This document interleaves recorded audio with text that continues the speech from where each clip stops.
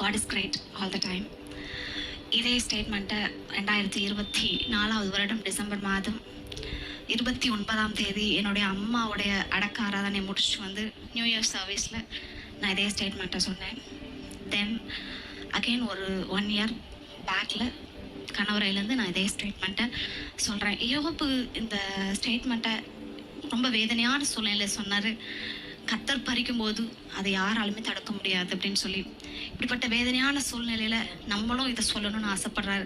அது எப்படிப்பட்ட வேதனையான சூழ்நிலை உங்களுக்கு இருக்கணும் அப்படின்னா, 2018 இதே நாயுடு மஹாலில் மேரேஜ் ஆச்சு. 2 பேரும் கரம் கோர்த்து இதே வீட்டுக்குள்ளே உள்ள நுழைஞ்சோம்.